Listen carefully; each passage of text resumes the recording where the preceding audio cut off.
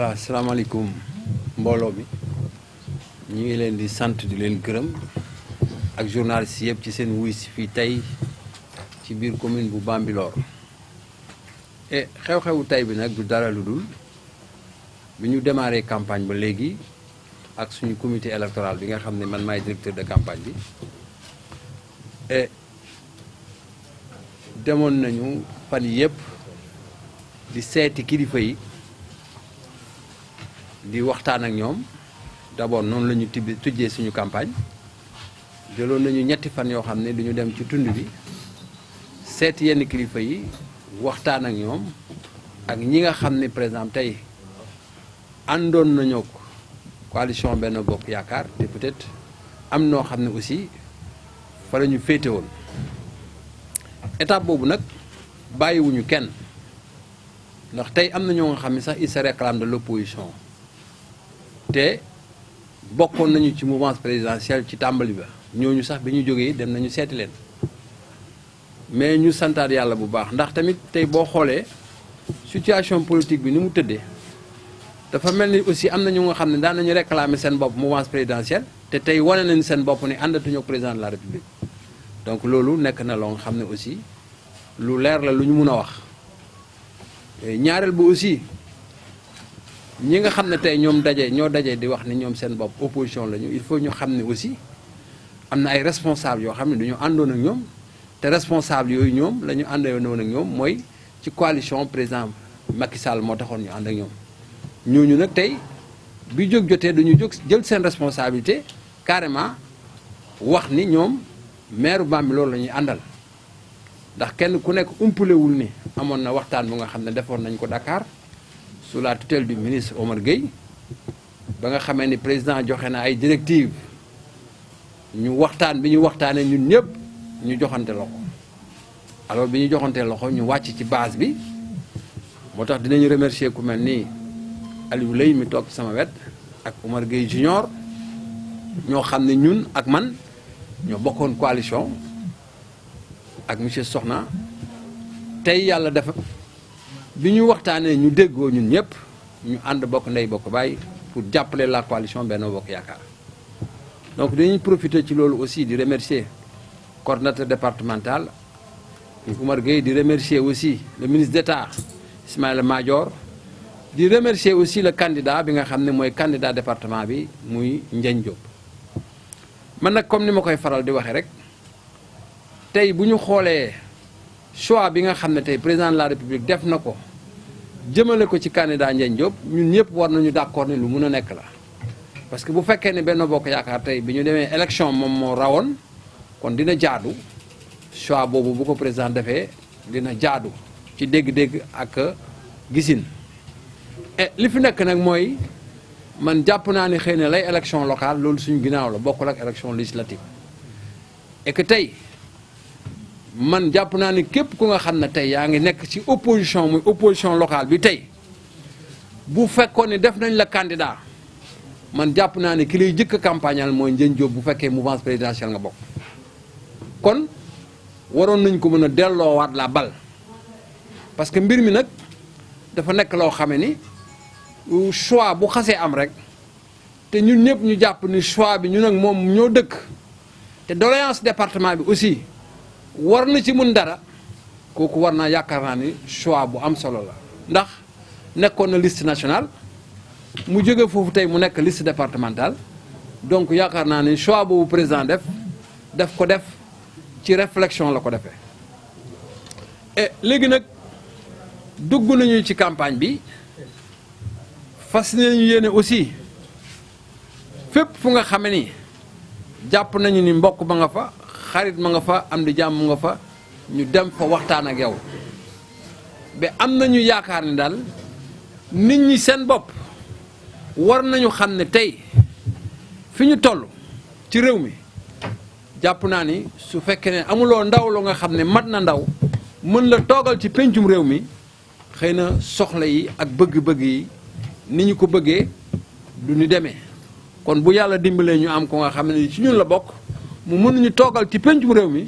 loolu jar na sant yàlla kon tey ñuy population de Bambilor ak tout le département de Rufisque ñi ngi tàllal loxo ñëpp ñu nga xam ne vraiment jàpp nañu ni tey candidat bi nga xam ne mooy candidat wu Benno Bokk Yaakaar au niveau du département war nañ ko mën a jàppale ñun ñëpp ndax nag kenn ku ne umpalewul ni département bi moom nekk na fi député nekk na fi vice-président du conseil départemental nekk na fi maire yoroon na fi délégation spéciale donc je pense que tey bu dee maturité politique rek am na ko kon war na mën a doxal normalement département bi li ci des nag mooy nit ñi nañ nangu choix yàlla moo koy désigner mais du nit yàlla nag bu defee choix ñëpp duñ ci war a bokk ànd kon ñun bi nga xam ne ñooy comité électoral bi d'accord nañu ci choix boobu te fas nañu yéene aussi accompagner choix bi kon ñi ngi woo képp ku nga xam ne yaa ngi ci département de Rufisque ak foo mën a bokk ñu ñëw bokk ndey bokk baay jàppale candidat bi nga xam ne mooy candidat coalition Benno Bokk Yaakaar pour que au soir du 31 ñu am vraiment une majorité à 70 voire 75%. parce que nag loolu mooy tax li nga xam ne mooy suñu bëgg-bëgg tey ñu mën ko atteindre ndax kenn ku ne xam ne tund wi li mu laaj bari na département bi li mu laaj bari na mais loolu su fekkee amuñu koo xam ne taxaw na taxawaay boo xam ne dina ko mën di ko dox ak di ko waxal askan bi day nekk kon bu boobaa loo xam ne day sooxee donc ñi ngi ñaanal vraiment suñu candidat bi nga xam ne tey mooy candidat Benno Bokk Yaakaar yàlla jàppale ñu ci ba ñu am ci ndam ba am ci lu weesu vraiment suñu njort donc maa ngi leen di gërëm di leen sant wasalaam. Bonsoir mesdames, messieurs. Chers journalistes, nous vous remercions de nous avoir accompagnés aujourd'hui dans le cadre de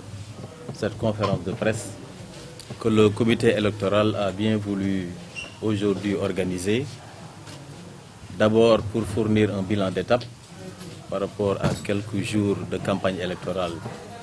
au niveau de la commune de Bambilor et apporter également quelques éléments d'éclairage par rapport à quelques humeurs ou bien quelques rumeurs, je devrais dire, politiques que nous avons constatées il y a de cela quelques jours. Pour ce qui concerne le bilan d'étape, il est fondamentalement important pour nous et pour également les électeurs, pour les populations, de constater avec plaisir et bonheur que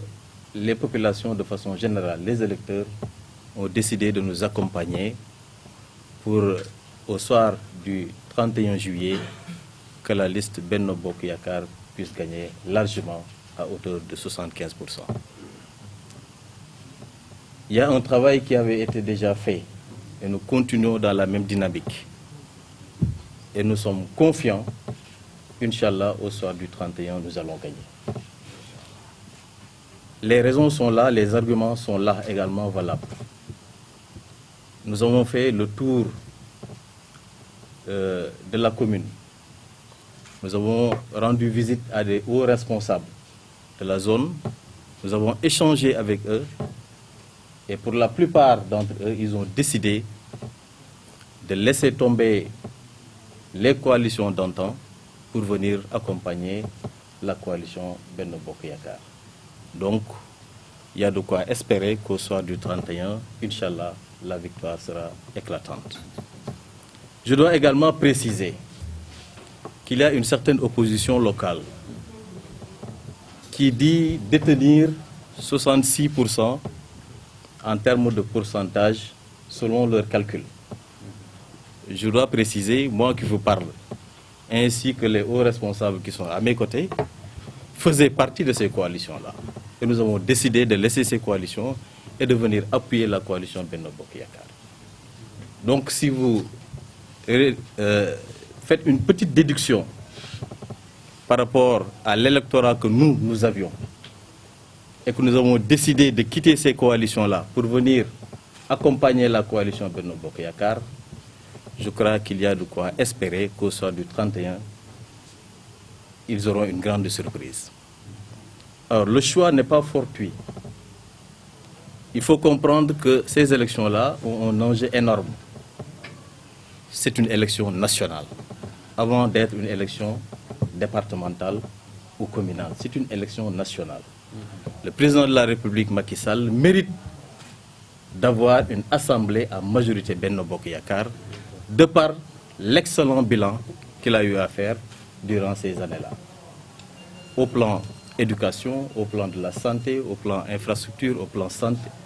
Dans tous les domaines de la vie publique, le président de la République a investi énormément et mérite, pour les 2 ans qui restent de son mandat, d'avoir une assemblée majoritairement Benno Bokk Yakaar. Donc de ce point de vue-là, nous allons nous battre pour que ces résultats-là, on puisse les avoir. Et cela va honorer ce pays-là. Ce qu'il faut comprendre également, c'est que l'opposition nationale veut imposer ce qu'on appelle la cohabitation. Ça signifie quoi? Ils se battent pour avoir une majorité au niveau de l'Assemblée nationale et imposer une cohabitation et choisir ou faire choisir au président de la République, même un Premier ministre. Je crois que si nous avons une opposition qui passe tout son temps à brûler ce pays-là, qui passe tout son temps à dénigrer, si on fait le risque de confier cette opposition-là une majorité à l'Assemblée, ce sera scandaleux. Donc nous sommes des personnes responsables, nous sommes des jeunes, nous avons envie d'hériter un pays, nous avons envie d'avoir un pays où il y a la paix qui va régner. Donc de ce point de vue-là, nous considérons que la cohabitation qu'espère l'opposition, désespérément d'ailleurs, excusez-moi de la redondance, n'aura pas lieu. Ça, on peut vous jurer cela et nous allons travailler là-dessus. Concernant le département de Rufisque, naturellement, nous, on a fait le département, on a tâté un peu le pouls. Et ça fait plusieurs années qu'on va aux élections. Donc nous avons conscience, d'après ce que nous avons vu dans tout le département, qu'au soir du 31, avec tous les leaders que nous avons, tous les ministres que nous avons, tous les directeurs que nous avons, qui se sont investis sur le terrain et qui continuent encore de s'investir sur le terrain, évidemment, la victoire sera nette, à hauteur de 75 à 80%. Le problème pour nous, ce n'est pas de gagner. Le problème, ce n'est pas de gagner. Parce que forcément, on gagnera, Inch'Allah. Mais c'est le taux de participation et également le pourcentage.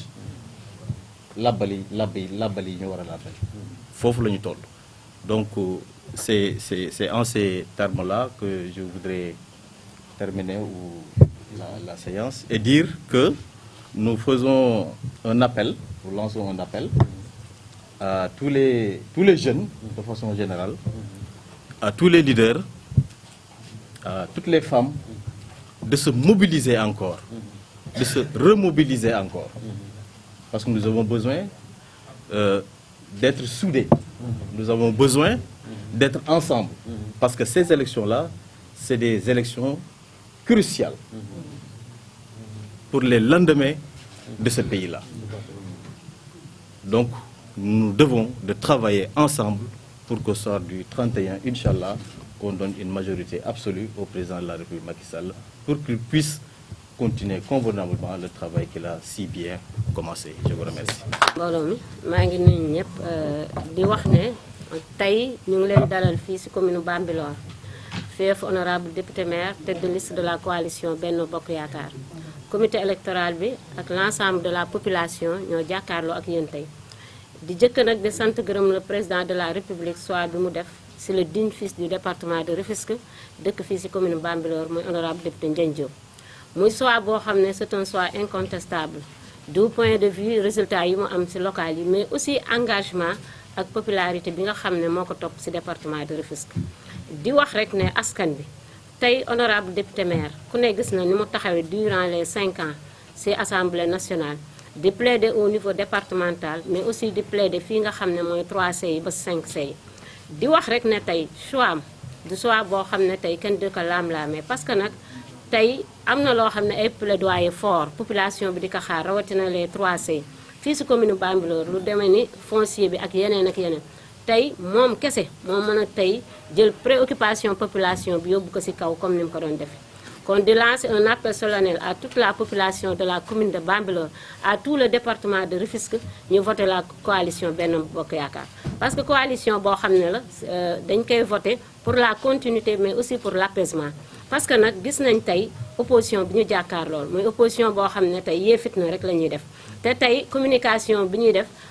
communication boo xam ne la dañuy influencer les jeunes à la violence. ñuy appel nag jeunes yi pour ñu plus de retenue, ñu plus aussi ñu taxaw ci biir coalition Benno Bokk Yaakaar. Parce que coalition boo xam ne le président de la République il a beaucoup fait pour la jeunesse. Le président de la République gis nañ li mu def ci investissement yi nga xam ne mu ngi ci Sénégal tey bu ñëwee ci département de Rufisque ku dugg Diamniadio sa xel dina dal. tey dañ ne création emploi mais ñaata emploi la créé à Diamniadio bu ne l'entrepreneuriat des femmes le président li mu def benn président defu ko kon boog muy jigéen di ndaw nañ takk suñu sër jox majorité président parce que cohabitation baaxul parce que cohabitation mën naa indi lu ne rawatina nag pour déstabiliser le pays di wax ne rek choix boo xam ne la c'est un choix incontestable pour l'honorable député maire di dalal suñu xel bu baax on va gagner les élections on va gagner avec une large majorité parce que tête de liste départementale bi koo gis xam ne c'est un homme d'engagement mais koo xam ne tey population bi yëpp dañoo adhère koo xam ne amoo frontière fenn loolu defe naa ne moom rek moo ko fi am dina am nag ñoo xam ne ku nekk dina fëgg sa dana di juklu di wax tey am na coalition yoo xam ne ñoo xam ne demoon nañ local mu dóoraat leen ñu def seen coalition di leen wax ne mouvance présidentielle bi ñu àndaloon ñëpp ñu ngi ci ginnaaw honorable député maire te ñooñu ñoo yoroon mbooloom kon ñu nag ñoom defe naa ci élection yi la lépp di leer dina leen wan ne fii l'honorable député reste l'homme incontestable du département de Rufisque. Merci beaucoup.